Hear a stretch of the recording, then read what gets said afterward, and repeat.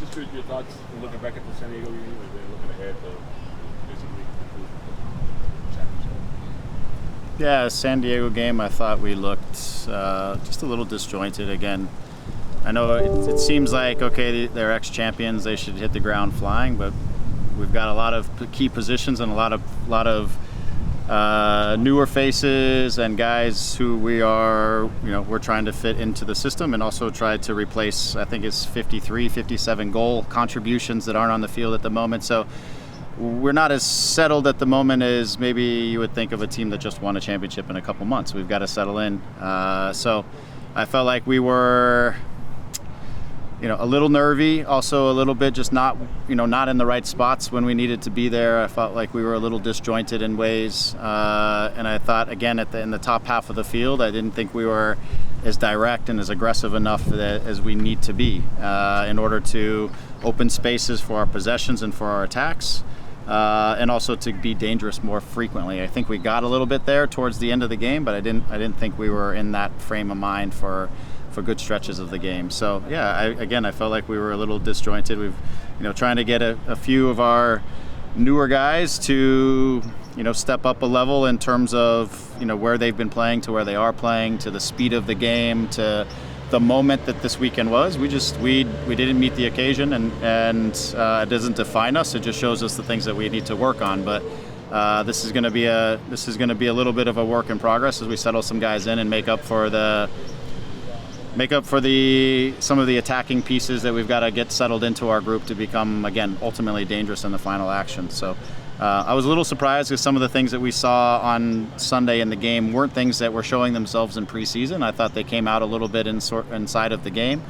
So maybe that's the pressure of the moment. I don't know, but it's something that we certainly need to settle in on and we need to improve, and we will build. Again, you don't repeat as champions on game one, though you want to have a good showing. You repeat on champions by building through the course of the season and being in your best form. But we've got some guys that we've got to settle in as a group and get connected again.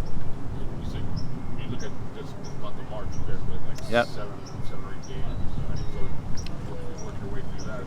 Yeah, we're busy. The good part of that is we've got some games where we can certainly bring some guys along and learn more about some of the new guys that we have inside of our team and how they're going to really fit and impact. The second part is you got to manage the travel and make sure that that we're trying to approach things. We want to win games and we want to perform better than we did the other day. That's for sure. We need to be more goal dangerous, things like that. We can't make mistakes that cost us. At the end of the day, I felt like the game was a little bit of a stalemate in some ways. Outside of we make a mistake, we go down 1-0, and that changes the emotion of everything. And so, but I think that's for us to work through, and we have to, and we're going to have to do it quick because it's going to be a challenging game up on turf against a team that I think is playing pretty good soccer right now, and then 9 hours, 10 hours down to play a challenging game in Costa Rica that we've got to, again, find the right solutions to get a result. Then we come back and we do it all over again with St. Louis and then Herediano again. So it's busy, but this is what we're here for: is to play a lot of games and play tough games. All right, we'll transition to Zoom. Josh, go ahead. Hey, Greg. Hope you can hear me. I had problems with Yep. the microphone last time. All right. Is the travel extreme, though? I mean, I have you guys traveling 12,000 miles, and you're probably going to be in the air for 28 hours. Those are not small numbers, and I mean, 28 hours takes away at least one training day if you want to play it that way. Sure. How do you manage that? Yeah, I mean, it's extreme. I think that's the potential of, I think, what can happen inside of CONCACAF with the size of the U.S., but then also the distances to go from Canada down to Costa Rica. So it's unfortunate that's the way that the schedule has fallen for us, and it's extreme. What we've got to do is be solution-oriented, try to find the right ways that we can balance our roster out for the 2 games, approach each of these games one at a time, see how the guys are recovering, see what the repercussions of being on a plane for 10 hours going down are going to be for our guys, and just try to approach this one at a time, but also we have a larger plan for the 2 weeks, but we'll also have to play after each game, reassess our plan, and make sure that we're still moving where we want to be moving. So it's tricky, but it certainly is challenging. Yeah, I was going to say, optimistically, I'm sure you're sitting on the on the side of this gives us games to play and we can try guys out, but if you have this many games, that much travel, it also takes away some training time. So how do you balance that? It takes away training time, exposes players in ways that early in the season that you don't really want to expose players just because of the heavy asks. So again, we have to be really, really mindful of how we do it and try to be smart about how hard we train, how much we train, because a lot of it's just going to be recovering from trips, recovering from games. We'll obviously have ways to split the group a little bit so that it won't be everybody all the time, or won't be the same guys all the time. But it's a tricky one. It's unique in terms of North America. We have some experience, our group, in terms of not our team, but our group of staff just from Toronto. In 2018, we were doing incredible amounts of travel because we played 3 Mexican League opponents down south of the border, had to go back up to Toronto, playing MLS games in Colorado and in Houston in between. So some experience, some things that we've learned from past experiences that we'll try to take into consideration to help this group out. Thanks, Greg. Yep. Let's transition to Alex. Go ahead. Hey Greg, thank you for your time. Just wanted to ask for an update on Mateus Nascimento. Is he going to be available this weekend? And also, what's the timetable with Mauricio Cuevas? He didn't suit up for the last game. Nasi, I'll know more today. He little bit of a growing strain in the very early part of training just the other day, so I don't think it's significant, but we're just keeping an eye on him because he's kind of going through preseason mode right now. So don't know yet. I'll know more by the end of today what his status is going to be for the next week.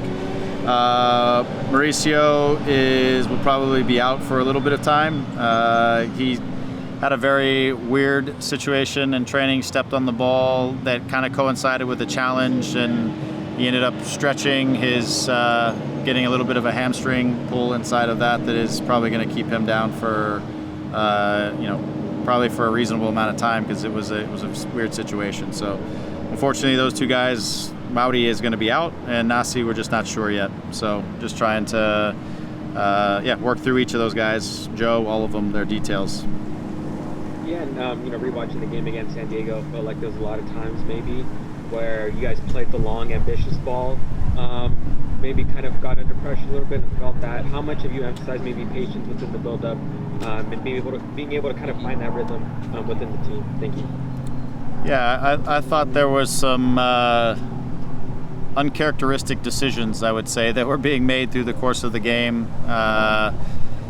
There were some of those decisions were based on what I felt like were structural, like timing problems, where we had worked through some of those things last year, the timing of the second pivot showing up, the timing of the winger or the wide player dropping down to provide an option to the outside, things like that weren't happening when they needed to happen. Again, that's why I say it felt a little disjointed.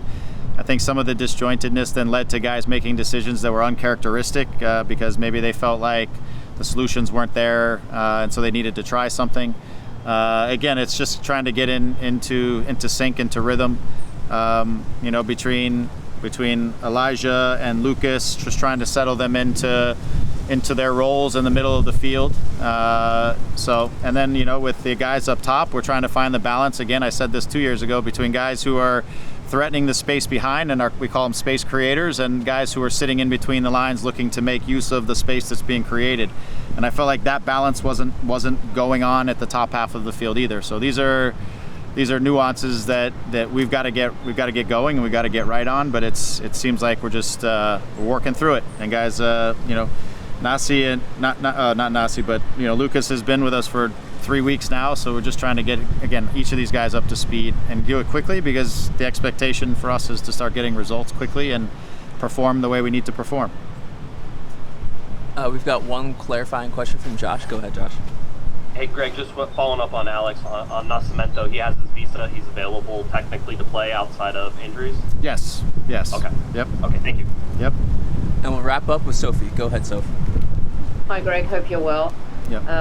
I just got finished watching Onside, and it was really great to kind of get that little fly on the wall behind the scenes.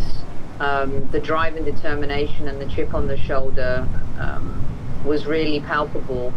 How do you recreate that this season, especially with kind of a transition in the squad? How do you as a manager kind of get that rolling again. I can imagine it's not easy.